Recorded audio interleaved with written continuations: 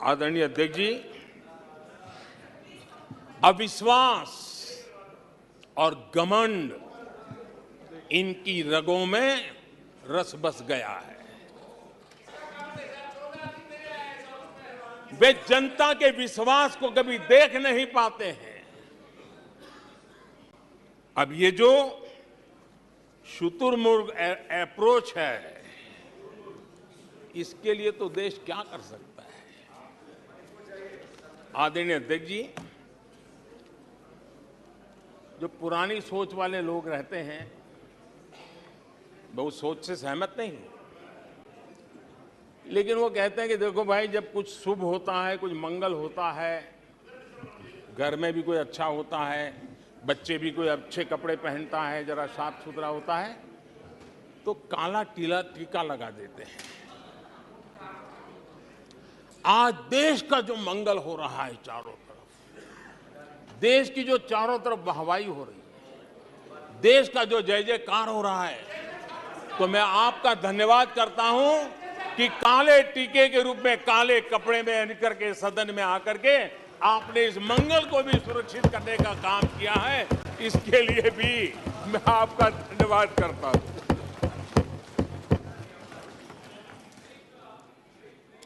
आदरणीय अध्यक्ष जी,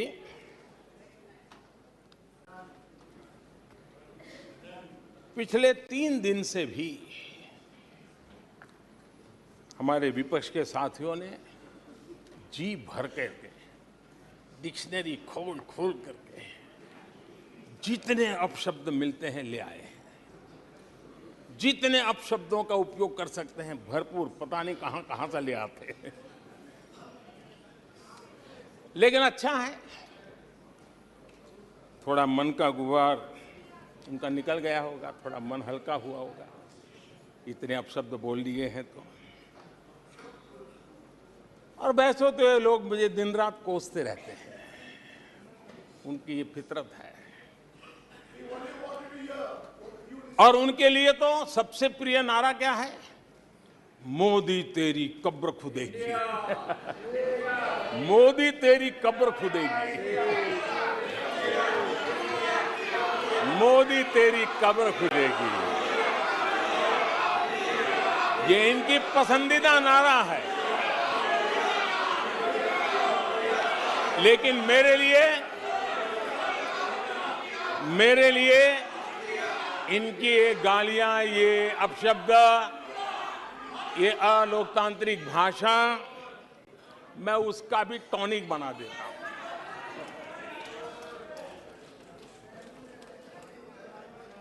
और ये ऐसा क्यों करते हैं और ये क्यों होता है, आज मैं सदन में कुछ सीक्रेट बताना चाहता हूं। मेरा पक्का विश्वास हो गया है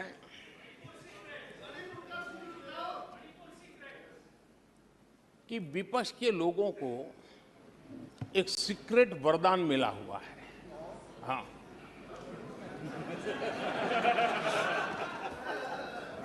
सीक्रेट वरदान मिला हुआ है जी।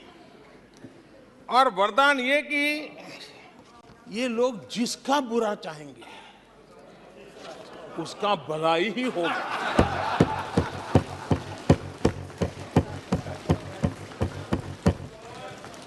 एक उदाहरण तो आप देखिए, मौजूद है।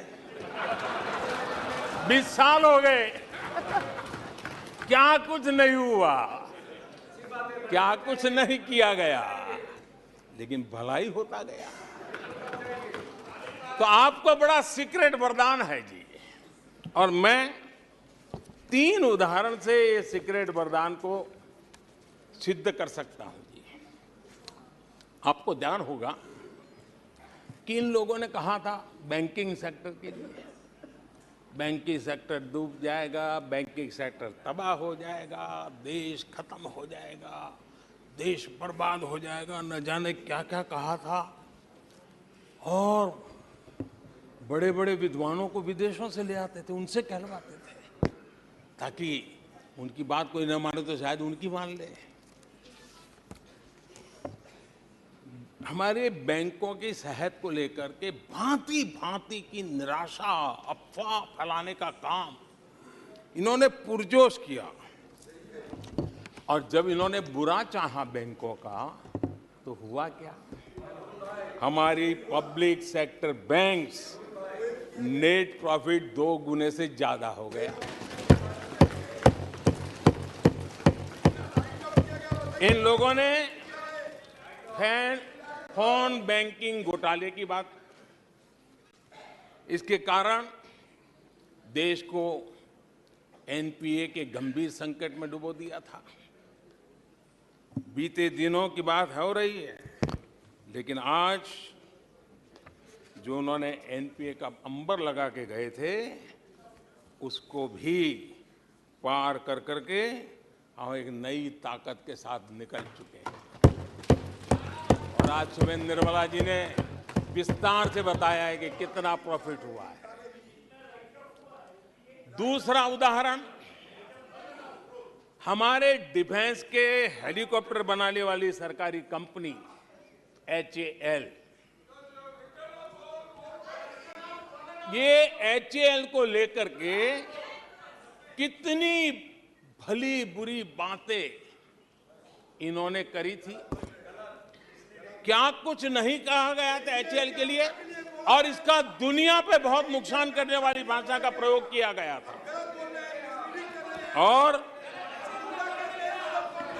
HAL तबाह हो गया है,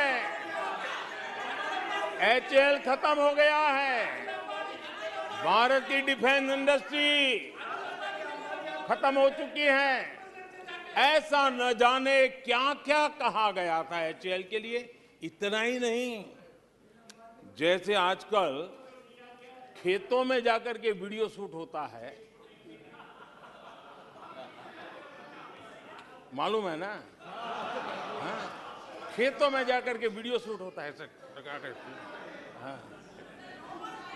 वैसा ही उस समय HAL फैक्ट्री के दरवाजे पर मजदूरों की सभा करके वीडियो शूट करवाया गया था और वहां के कामगारों को भड़काया गया था। अब तुम्हारा कोई भविष्य नहीं है, तुम्हारे बच्चे मरेंगे, भूखे मरेंगे, HAL डूब रहा है।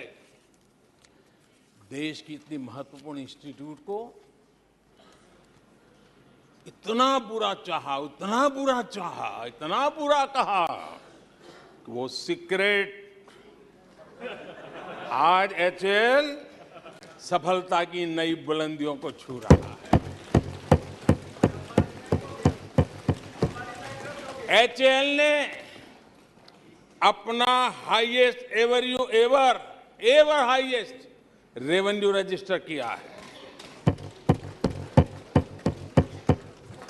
इनके जी भर करके गंभीर आरोप के बावजूद भी वहां के कामदारों को, वहां के कर्मचारियों को उकसाने की भरपूर कोशिश के बावजूद भी आज HAL देश की आन बान शान बन के उभरा हुआ है। आदरणीय अध्यक्ष जी, जिसका बुरा चाहते हैं वो कैसे आगे बढ़ता है, मैं तीसरा उदाहरण देता हूं। आप जानते हैं LIC के लिए क्या क्या कहा गया था? LIC बर्बाद हो गई, गरीबों के पैसे डूब रहे हैं, गरीब कहां जाएगा, बेचारे ने बड़ी मेहनत से LIC में पैसा डाला है। क्या कहें, जितनी उनकी कल्पना शक्ति थी, जितने उनके दरबारियों ने कागज पकड़ा दिए